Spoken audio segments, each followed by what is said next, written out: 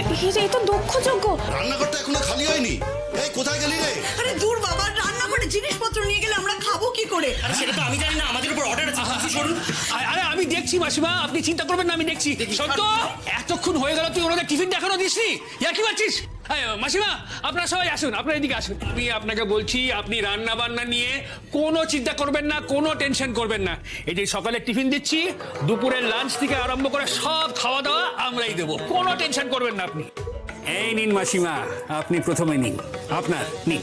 এই যে এইটা হলো তোমার। হ্যাঁ মানে আজকে টিফিনটা ফ্রি?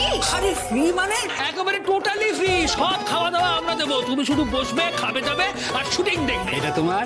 হ্যাঁ নাও যাও, আসো। হ্যাঁ নাও নাও, সবই তোমাদের। আরে তোরা আবার কাজ থামিয়ে দিলি কেন? টাইম নেই বেশি, তাড়াতাড়ি কাজ কর, তাড়াতাড়ি কাজ কর। এই দাদা দাদা দাদা, একটা